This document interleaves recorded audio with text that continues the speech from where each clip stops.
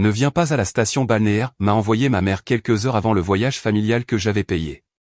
Les enfants de ton frère ont besoin de la place supplémentaire. Je lui ai juste répondu par SMS, alors laisse-le gérer les extras, lui aussi. 30 minutes plus tard, la station balnéaire a confirmé mon remboursement, et leurs noms ont disparu de chaque réservation. Au moment où leur vol a atterri, les vacances n'existaient plus. Je m'appelle Carter. J'ai 32 ans. Pendant la majeure partie de ma vie d'adulte, j'ai été celui sur qui on pouvait compter, celui qui décrochait le téléphone à 2 heures du matin quand la voiture de maman tombait en panne à 3 états de distance, celui qui envoyait de l'argent quand les factures médicales de papa s'accumulaient, celui qui ne manquait jamais un anniversaire, n'oubliait jamais une fête, ne disait jamais non quand la famille avait besoin de quelque chose. Je n'étais pas l'enfant chéri. Ce titre appartenait à mon frère aîné, Maddox. Maddox qui ne pouvait rien faire de mal. Maddox, dont les 3 enfants étaient traités comme des rois, alors que j'étais traité comme le distributeur automatique de la famille. Je travaillais dans le développement de logiciels, en faisant des semaines de 60 heures pour construire quelque chose de stable. Mon appartement était petit, mais à moi. Ma voiture était payée. J'avais appris très tôt que si je voulais quelque chose dans la vie, je devais le gagner moi-même. Personne n'allait me donner des opportunités comme on en donnait à Maddox. Quand il a abandonné le collège communautaire, papa a dit qu'il se cherchait. Quand j'ai demandé de l'aide pour les frais de scolarité de mon premier semestre, papa m'a dit que les vrais hommes se débrouillent seuls. Le double standard était si épais qu'on pouvait le couper au couteau. En grandissant, j'ai vu Maddox recevoir le nouveau vélo alors que j'ai eu droit à son vélo d'occasion avec la roue tordue.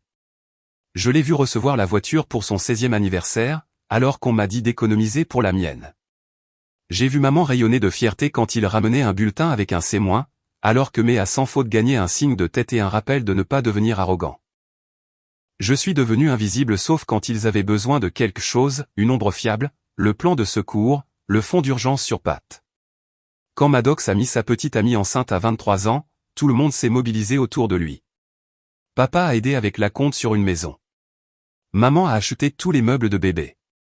On m'a demandé de couvrir les frais d'hospitalisation parce que Maddox était entre 2 emplois. Je l'ai fait. Quand le 2e enfant est arrivé 2 ans plus tard, j'ai payé la fête de naissance. Quand le 3e est arrivé, j'ai acheté la nouvelle mini-fourgonnette. À chaque fois, je me suis dit que j'étais un bon frère. C'est ce que fait la famille, n'est-ce pas? Mais l'aide n'allait que dans un sens. À Noël dernier, je l'ai passé seul dans mon appartement avec des restes de nourriture chinoise parce que la réunion de famille était chez Maddox, et maman a dit que ce serait trop à l'étroit si je venais. Il y avait 12 personnes.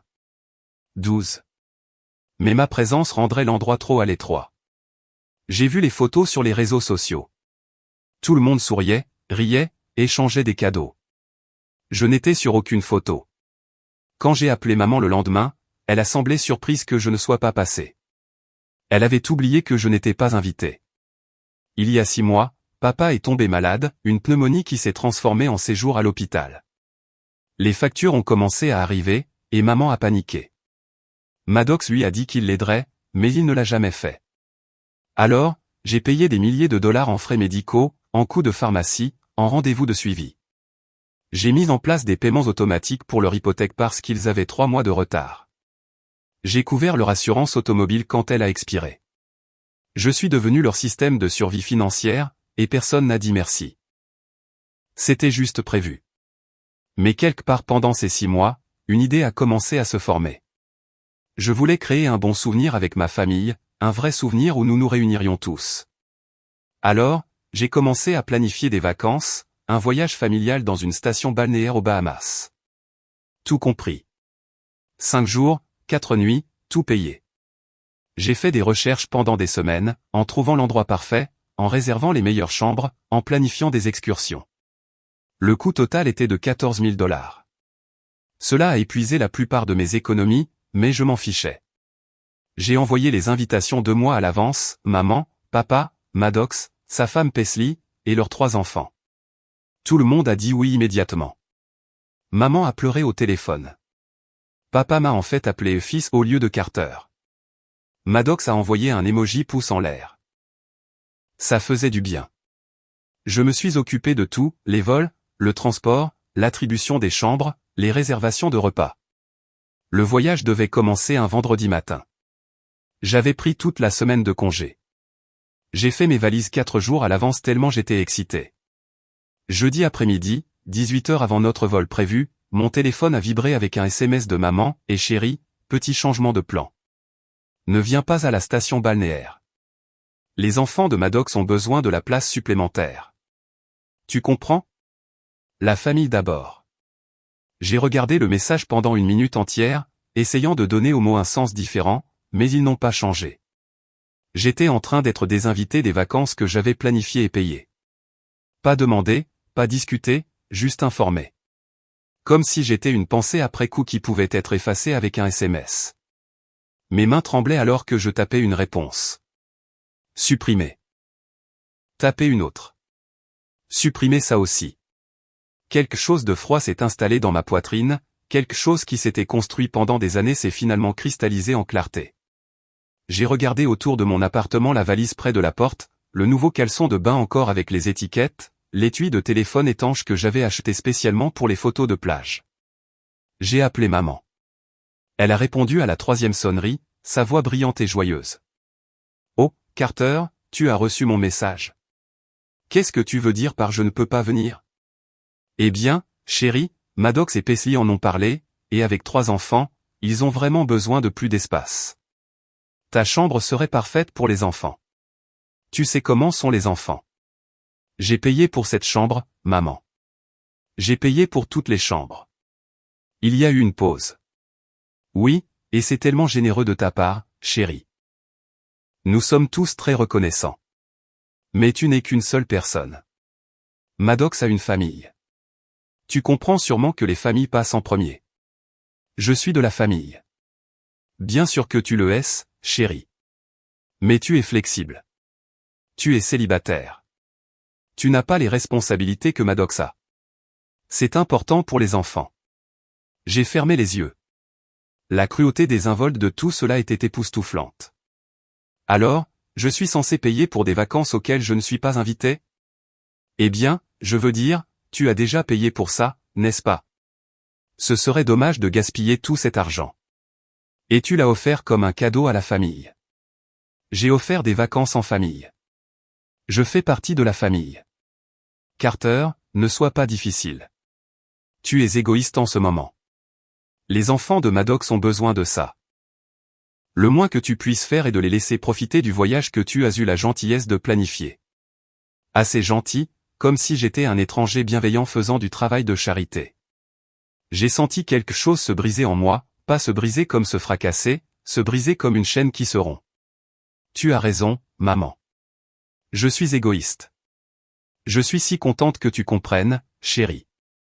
En fait, je viens de me souvenir de quelque chose. La réservation est à mon nom. Tout. Les chambres, les plans de repas, les excursions, tout. Eh bien, oui, mais tu peux juste les appeler et ajouter le nom de Maddox, n'est-ce pas? C'est une grosse affaire, en fait. La réservation n'est pas transférable, et comme je n'y vais pas, il ne sert à rien de la garder. La gaieté a disparu de sa voix. Qu'est-ce que tu veux dire? Je veux dire que si je ne suis pas assez de la famille pour assister aux vacances en famille, alors Maddox peut gérer les dépenses familiales. J'ai raccroché avant qu'elle ne puisse répondre. Mon cœur battait à tout rompre, mais mes mains étaient fermes alors que j'ouvrais mon ordinateur portable. La page de réservation de la station balnéaire s'est chargée. J'ai navigué jusqu'à ma réservation. 14 267 $. Payé en totalité il y a 3 semaines. J'ai cliqué sur le bouton d'annulation. Un avertissement est apparu me demandant si j'étais sûr. J'étais sûr, plus sûr que je ne l'avais été de quoi que ce soit depuis des années. J'ai cliqué sur confirmer. L'écran s'est rafraîchi. Annulation confirmée. Remboursement en cours de traitement dans les 7 à 10 jours ouvrables. Je me suis adossé à ma chaise, fixant le numéro de confirmation. Mon téléphone a commencé à sonner immédiatement. Maman. J'ai refusé l'appel. Il a sonné à nouveau. Maddox cette fois. Refusé. Un SMS est arrivé de maman, Carter, qu'est-ce que tu as fait? Appelle-moi tout de suite. J'ai posé mon téléphone face cachée sur le bureau et j'ai ouvert une bière. L'appartement était calme. Dehors, le soleil se couchait, peignant les murs de mon salon en orange et or. J'aurais dû me sentir coupable. J'aurais dû ressentir quelque chose, mais tout ce que je ressentais, c'était de la fatigue, fatigué d'être celui sur qui on pouvait compter, fatigué d'être invisible, fatigué de payer pour une famille qui ne voulait pas de moi à moins qu'elle n'ait besoin de quelque chose. Cette nuit-là, je n'ai pas dormi. Je suis resté allongé dans mon lit à fixer le plafond, mon téléphone vibrant sans arrêt sur la table de chevet. 17 appels de maman, 9 de Maddox, 3 de papa, 12 SMS, chacun plus frénétique que le précédent. Je les ai tous lus mais je n'ai pas répondu. Maman, Carter, s'il te plaît. C'est un malentendu. Rappelle-moi. Maddox, c'est quoi ton problème? Tu es en train de tout gâcher. Paisley, les enfants pleurent. Comment peux-tu être aussi cruel? Papa, fils, parlons-en comme des adultes. Mais il n'y avait rien à discuter. Ils avaient fait leur choix. Je vivais juste avec les conséquences de leur décision. Vers 3 heures du matin, je me suis levé et j'ai fait du café. Je me suis assis à ma table de cuisine, l'ordinateur portable ouvert, en parcourant mes relevés bancaires. C'était quelque chose que j'aurais dû faire il y a des années, mais je n'avais jamais eu le courage d'y faire face. Les chiffres étaient stupéfiants. Au cours des 5 dernières années, j'avais donné 83 000 $ à ma famille, paiements hypothécaires, réparations automobiles, factures médicales, épicerie, services publics, cadeaux d'anniversaire, cadeaux de Noël, prêts d'urgence qui n'ont jamais été remboursés, fonds d'études pour les enfants de Maddox, l'acompte sur leur mini-fourgonnette, le nouveau réfrigérateur quand le leur est tombé en panne, le nouveau toit après la tempête. Et ainsi de suite. 83 000 $. J'aurais pu acheter une maison. J'aurais pu voyager dans le monde entier. J'aurais pu l'investir, l'économiser, l'utiliser pour construire quelque chose pour moi-même.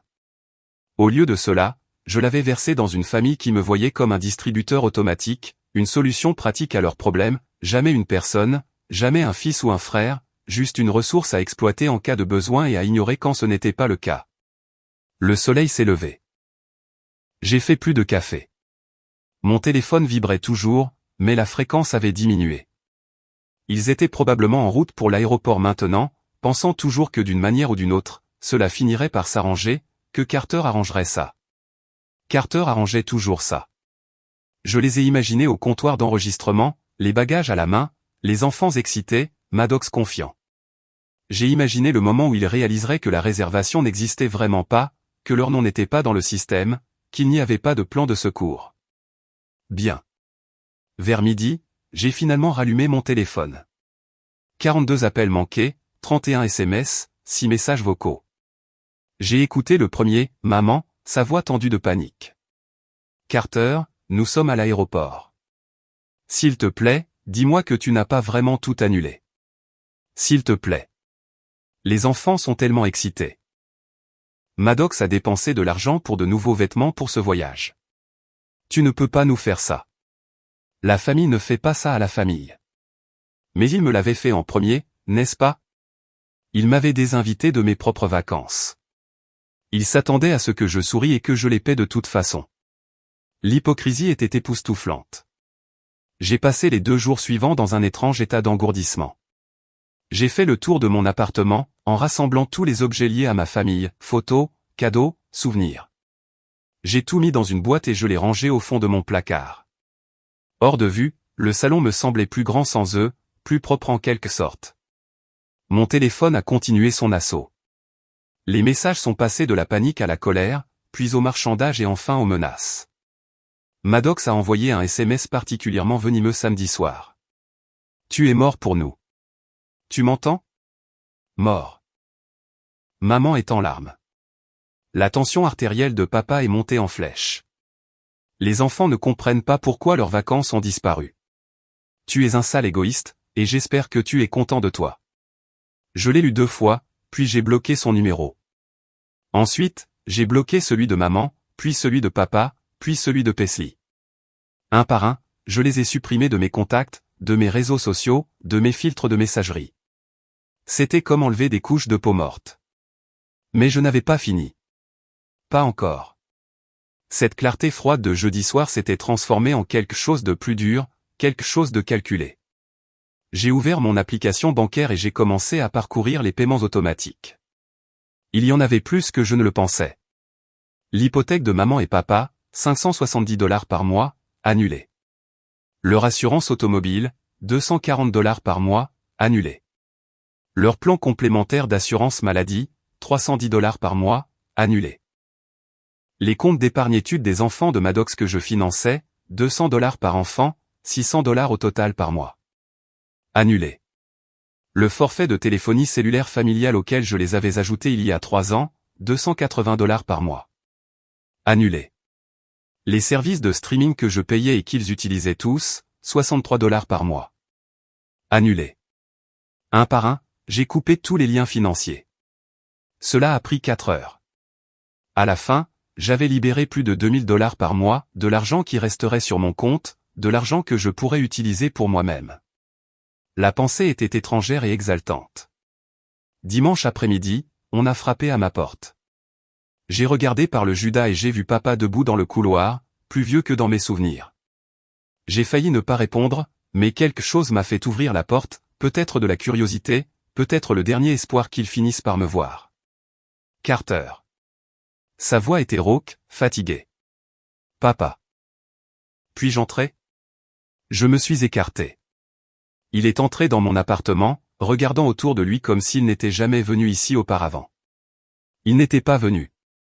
En 5 ans de vie ici, ma famille n'était jamais venue me rendre visite. Pas une seule fois. J'allais toujours chez eux. Il s'est assis sur mon canapé sans demander. Tu l'as vraiment fait. Tu as annulé tout le voyage. Oui. Ta mère est dévastée. Je l'imagine. Les enfants ont pleuré pendant des heures. Ils ne comprennent pas. Je ne m'attends pas à ce qu'ils comprennent. Je suis resté debout, les bras croisés. Papa s'est frotté le visage.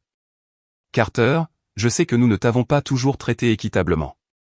Je sais que Maddox reçoit plus d'attention, mais c'est parce qu'il en a besoin. Il a des difficultés. Tu as toujours été bien tout seul. Parce que je devais l'être. Ce n'est pas juste, n'est-ce pas? J'ai ri, mais il n'y avait pas d'humour là-dedans. Quand m'as-tu demandé la dernière fois des nouvelles de ma vie, papa? Mon travail, mes amis, si je suis heureux ou seul ou si je lutte? Quand m'as-tu appelé la dernière fois juste pour parler? Pas parce que tu avais besoin de quelque chose? Il n'a pas répondu. Il ne pouvait pas répondre parce que la réponse était jamais. Tu veux savoir ce qui n'est pas juste? J'ai continué, ma voix stable. Ce qui n'est pas juste, c'est de dépenser 83 000 $ pour une famille qui ne me considère pas comme faisant partie d'elle. Ce qui n'est pas juste, c'est d'être désinvité de vacances que j'ai planifiées et payées. Ce qui n'est pas juste, c'est de se faire dire que je suis égoïste parce que je ne veux pas financer un voyage dont je suis banni. Alors non, papa. Je ne pense pas que ce soit moi qui sois injuste ici. Papa m'a regardé comme si j'étais un étranger. Peut-être que je l'étais. Peut-être que l'ancien Carter, celui sur qui on pouvait compter, était finalement mort, et que quelqu'un de nouveau se tenait à sa place. 83 000. Sa voix était à peine un murmure. À peu près. J'ai parcouru mes relevés. 5 ans de paiements hypothécaires, de factures médicales, de réparations automobiles, de cadeaux, de prêts. Tous additionnant, tout pris pour acquis. Carter, nous ne savions pas. Vous ne vouliez pas savoir. Il y a une différence. Il s'est levé lentement, ses mains tremblant légèrement. Ta mère veut que tu viennes dîner la semaine prochaine pour en discuter. Non, papa. J'en ai fini. Fini d'être le plan de secours, fini d'être invisible, fini de payer pour une famille qui ne veut de moi que quand elle a besoin de quelque chose. Tu as clairement indiqué jeudi que je ne suis pas vraiment de la famille, alors officialisons ça. Tu ne penses pas ce que tu dis. Je pense absolument ce que je dis. Je me suis dirigé vers la porte et je l'ai ouverte. Je pense que tu devrais partir. Il est resté là un long moment, me regardant comme s'il cherchait quelque chose. Quoi qu'il cherche, il ne l'a pas trouvé. Il s'est dirigé vers la porte, s'est arrêté. Ta mère t'aime. Elle a une drôle de façon de le montrer. Il est parti sans dire un mot de plus. J'ai fermé la porte et je me suis appuyé contre, mon cœur battant à tout rompre. L'appartement me semblait trop calme, trop vide, mais aussi plus léger, comme si je portais quelque chose de lourd depuis si longtemps que j'avais oublié ce que ça faisait de se tenir droit. Lundi matin, je me suis réveillé avec un email de la station balnéaire. Mon remboursement avait été traité, 14 267 $ de retour sur mon compte. J'ai regardé le chiffre, puis j'ai fait quelque chose que je n'avais pas fait depuis des années. J'ai ouvert un site web de voyage et j'ai commencé à regarder des voyages en solo, des endroits que j'avais toujours voulu voir mais que je n'avais jamais pu parce que mon argent allait toujours à ma famille. Le Japon, la Nouvelle-Zélande, l'Islande, le Pérou. Le monde s'étendait devant moi comme une carte que je n'avais jamais été autorisé à lire. J'ai mis une douzaine d'options en signet, ressentant quelque chose qui aurait pu être de l'excitation ou peut-être juste l'absence de crainte. Mon téléphone a sonné. Numéro inconnu. J'ai failli ne pas répondre, mais la curiosité a gagné. Est-ce bien Carter? Une voix de femme, professionnelle et détachée. Oui, c'est moi. Je suis Harper de Westside Credit Union. Je vous appelle au sujet d'un compte joint se terminant par 4721. Savez-vous que ce compte est à découvert de 3000 $? J'ai froncé les sourcils. Je n'ai pas de compte se terminant par ces chiffres. Selon nos dossiers, vous avez co-signé ce compte en 2019. Le titulaire principal du compte est Maddox Miller. Votre frère? Mon sang s'est glacé. Je n'ai jamais rien co-signé. Monsieur, j'ai la fiche de signature sous les yeux. Votre nom, votre numéro de sécurité sociale, votre signature. C'est impossible. Mais même en le disant, je savais que ce n'était pas le cas. Je me suis souvenu d'il y a 5 ans, Maddox me demandant de signer des papiers pour un projet d'entreprise. Il avait dit qu'il avait besoin d'une référence, quelqu'un avec un bon crédit pour se porter garant pour lui. J'étais pressé, en retard pour le travail. J'avais signé sans lire attentivement. Monsieur, en tant que co-signataire, vous êtes légalement responsable de cette dette. Le compte est en souffrance depuis 6 mois. Nous essayons de joindre Monsieur Miller, mais son téléphone est déconnecté. Nous devons discuter d'un plan de paiement. Je me suis assis lourdement. Quel est le montant total? Avec les frais de découvert et les pénalités, le solde actuel est de 8400 $. 8400 $. De l'argent que je n'avais pas dépensé, pas autorisé, dont je n'étais même pas au courant. De l'argent qui était maintenant de ma responsabilité parce que j'avais fait confiance à mon frère, parce que j'avais été celui sur qui on pouvait compter. Je vous rappellerai. J'ai raccroché avant qu'elle ne puisse répondre. Mes mains tremblaient en me connectant à mon rapport de crédit. Il était là, le compte joint figurant sous mon nom. 6 mois de paiement manqués. Ma cote de crédit avait chuté de 70 points. 70 points parce que Maddox avait ouvert un compte à mon nom et l'avait vidé. J'ai rappelé la banque. Harper, c'est Carter à nouveau. Je veux déposer un rapport de fraude. Je n'ai autorisé aucune transaction sur ce compte. Monsieur, vous avez co-signé. Cela signifie que vous avez autorisé Monsieur Miller à utiliser le compte. Il m'a dit que c'était une référence, pas un compte joint. Avez-vous une preuve de cette conversation? Bien sûr que non. C'était il y a 5 ans, un échange verbal dont je me souvenais à peine jusqu'à présent. Non, alors je crains qu'il n'y ait pas grand-chose que nous puissions faire. Vous avez signé les documents. Vous êtes responsable de la dette. J'ai raccroché et je me suis assis dans le silence de mon appartement, une nouvelle sorte de colère montant, pas le genre de colère chaude et explosive, le genre de colère froide et calculée, le genre qui fait des plans. J'ai passé les 3 jours suivants à tout documenter, chaque paiement que j'avais fait à ma famille, chaque prêt, chaque cadeau, chaque facture que j'avais payée. J'ai créé des feuilles de calcul avec les dates, les montants et les objectifs. J'ai sorti des relevés bancaires remontant à 7 ans. J'ai trouvé des emails où j'avais promis d'aider avec les dépenses, des SMS où ils avaient demandé de l'argent, une trace écrite de ma relation financière avec ma famille. Puis j'ai fait quelque chose que j'aurais dû faire il y a des années. J'ai appelé un avocat. Elle s'appelait Lilian, une avocate spécialisée en droit de la famille recommandée par un collègue. J'étais assis dans son bureau mercredi après-midi, ma documentation étalée sur son bureau. C'est complet, a-t-elle dit en feuilletant les pages. Je voulais être exhaustif. Vous avez dit que votre frère a ouvert un compte joint en utilisant vos informations à votre insu? Il m'a dit que c'était une référence. J'ai signé des documents qui, je pensais, étaient une référence de moralité pour un prêt commercial. Au lieu de cela, c'était une demande de compte joint. C'est de la fraude. Vous pourriez déposer une plainte à la police. Est-ce que cela importerait? J'ai signé les papiers. Elle m'a regardé par-dessus ses lunettes de lecture. Carter, puis-je être honnête avec vous? S'il vous plaît. Cette famille vous exploite financièrement depuis des années.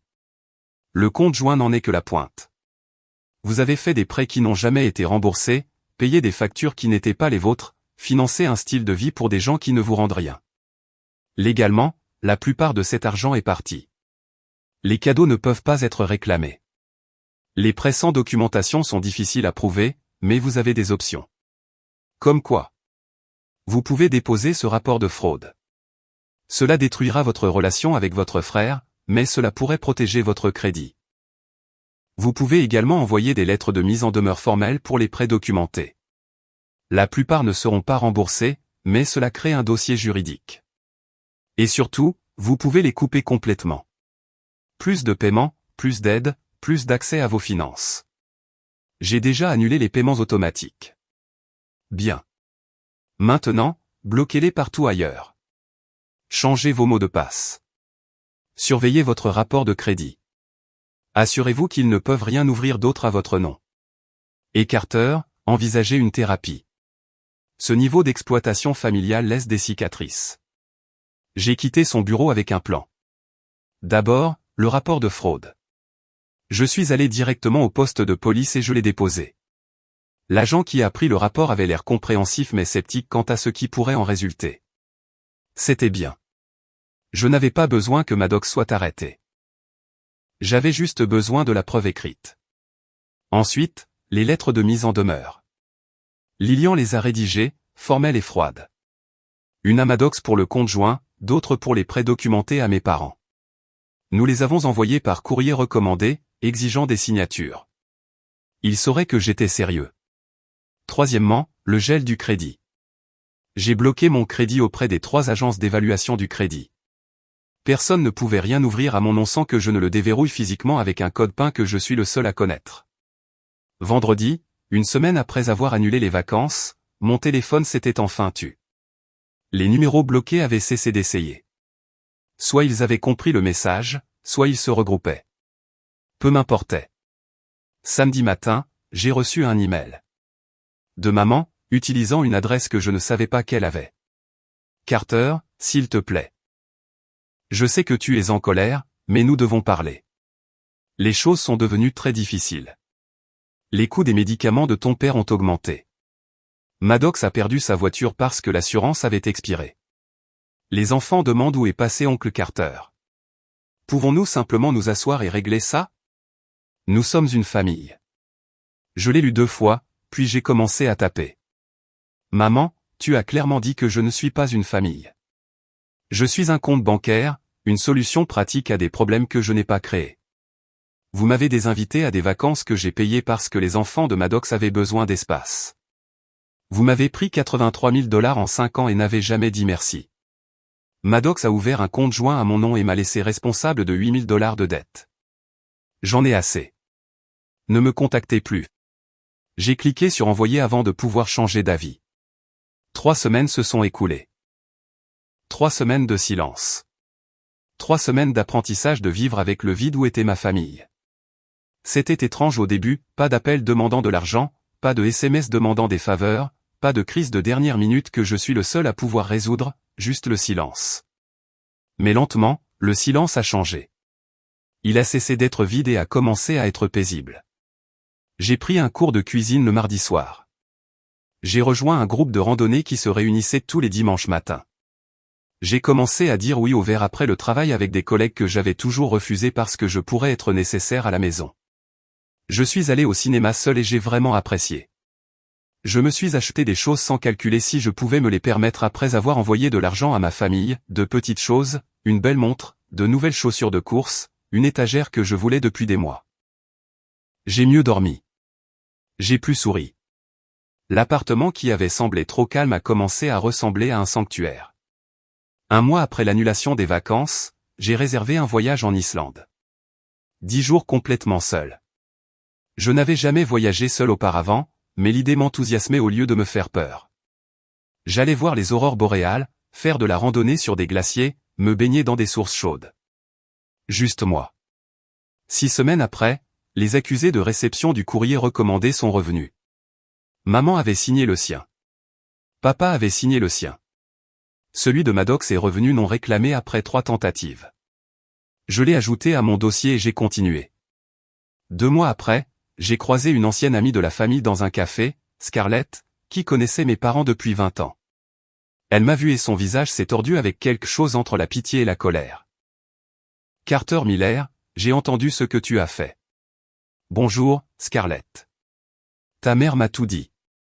Comment tu les as abandonnés, coupés sans avertissement, les laissant en difficulté. J'aurais dû m'éloigner.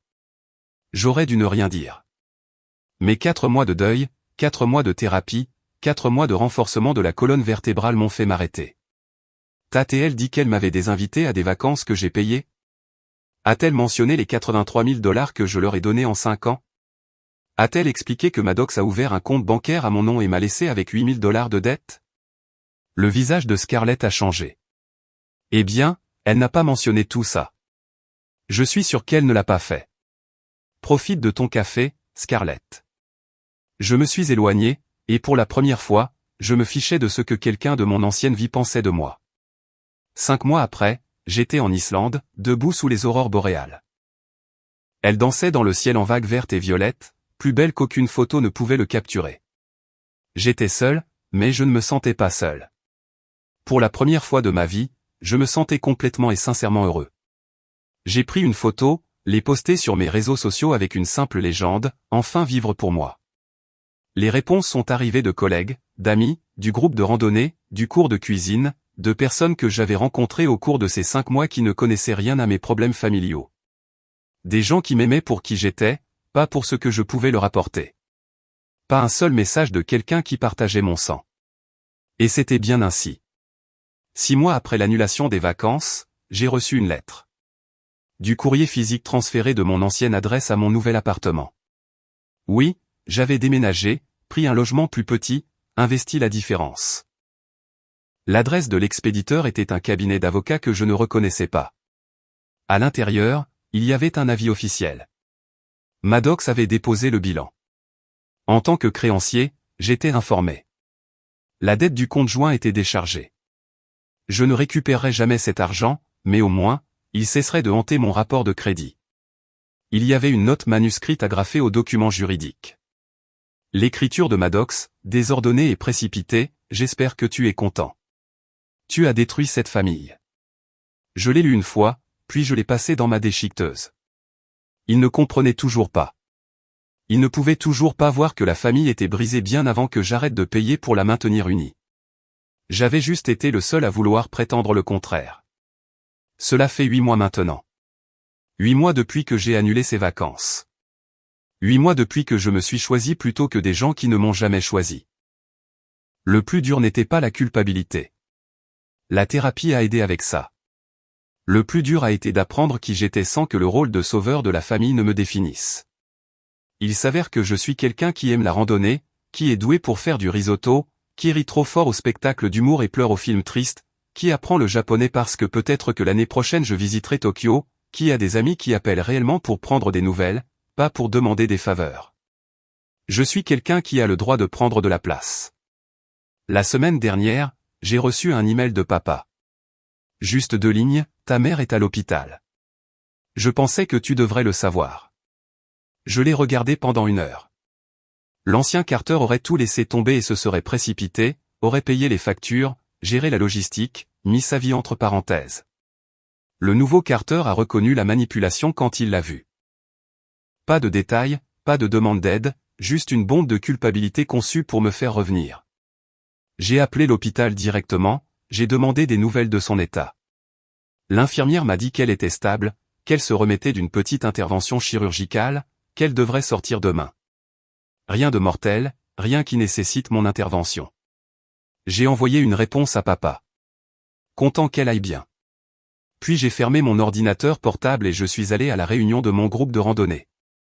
Nous avons gravi un sentier difficile, regardé le coucher du soleil depuis le sommet, et je n'ai pas pensé à ma famille une seule fois. Ce soir-là, de retour dans mon appartement, j'ai réalisé quelque chose. Les vacances que j'avais planifiées consistaient à essayer d'acheter l'amour de personnes qui n'allaient jamais le vendre. Mais en perdant ce voyage, j'avais trouvé quelque chose de mieux, la liberté, le respect de soi, la paix.